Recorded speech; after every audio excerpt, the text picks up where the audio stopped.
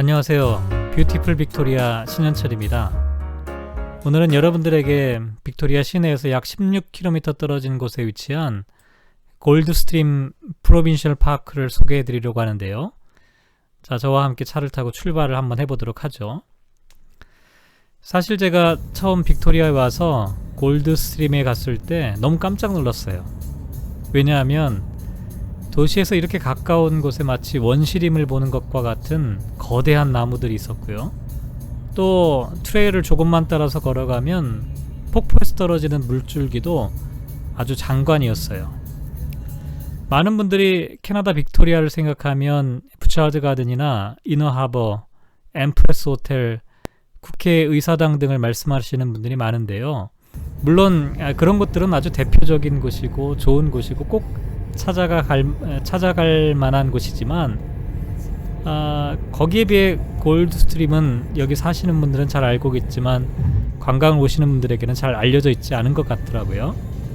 아무튼 저는 빅토리아 다운타운에서 멀지 않으면서도 울창한 숲으로 이어진 트레일을 잠시나마 걷고 싶은 분이라면 골드스트림을 추천해드리고 싶네요.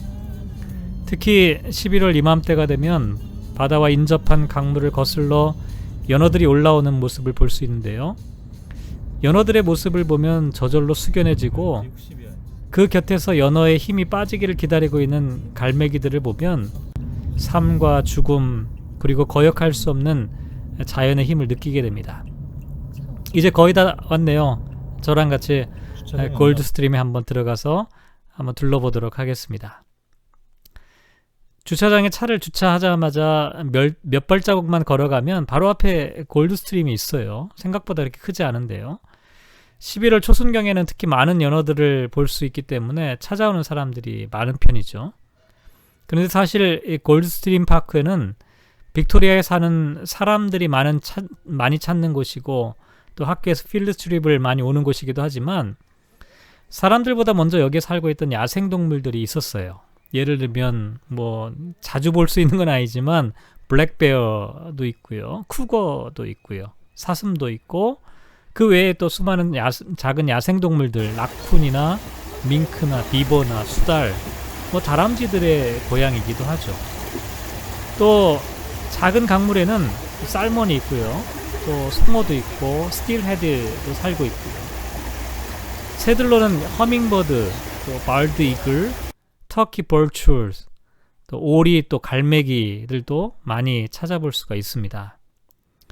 매년 10월 말부터 12월까지 골드스트림 리버에는 태평양에서 핀레이스남을 통해서 첨, 코호, 또 치노크 같은 연어들이 강으로 돌아오는 광경을 볼 수 있는데요. 적어도 3-4년 전에 태어난 이 연어들이 바다로 나갔다가 다시 이곳으로 돌아와 산란을 하고 죽는 과정인데요. 자기가 태어난 그곳까지 힘겹게 돌아와서 죽는 모습을 보면 놀랍기도 하고 또 신기하다는 생각을 넘어서 신비함마저 느끼게 됩니다. 거기다가 치열한 삶을 마치는 그 순간에 연어들이 죽기만을 기다리고 있는 갈매기들을 보면 마음이 좀 복잡해져요. 처음에는 그 갈매기들이 얄미운 생각이 들기도 했는데요. 어쩌면 연어들도 그렇고 갈매기도 그렇고 생명과 죽음이라고 하는 우주의 법칙과 또 생명 순환을 거역하지 않고 묵묵히 순종하는 모습이 아닐까, 그런 생각도 해보게 됩니다. 그러면서 돌아보게 되죠. 멈추지 않는 인간의 욕심과 욕망들을 돌이켜보면 참 부끄러움을 느끼게 되죠. 골드스트림에는 여러 개의 트레일들이 있는데요. 트레일을 걷다 보면 600년 된 더글라스 퍼와 웨스턴 레드시다를 볼 수가 있고요. 웨스턴 요와 또 햄럭, 또 레드 알더, 또 빅 립 메이플과 같은 그런 나무들, 또 블랙 커튼우드 같은 나무들이 이렇게 혼합되어 있는 숲을 지나갈 수가 있습니다. 또 이 알비투스라고 하는 나무도 볼 수 있는데요. 이 나무는 이제 조만간에 제가 유튜브에서 따로 설명을 드리도록 할 텐데요. 쉽게 말씀드리면 이게 줄기 껍질이 벗겨지는 나무예요. 캐나다에서 유일한 화렵 상록수로 알려져 있는데요. 밴쿠버 아일랜드와 BC주 남서부 해안에서만 발견된다고 합니다.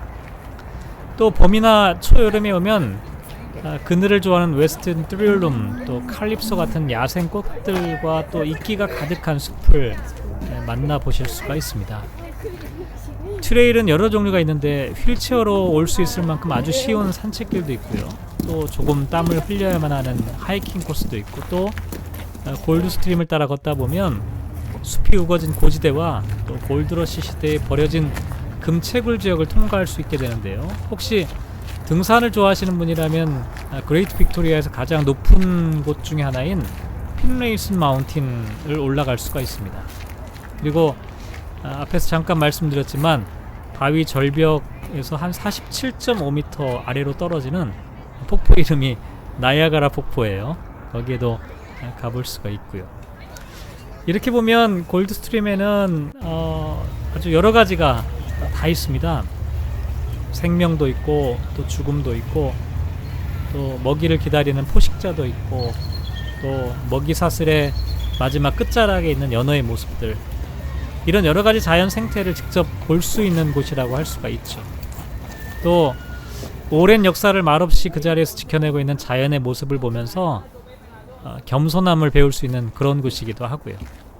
여러분들도 한번 시간을 내셔서 골드스트림 다녀오시고 거기서 자연을 배우는 그런 시간 되시면 참 좋을 것 같습니다.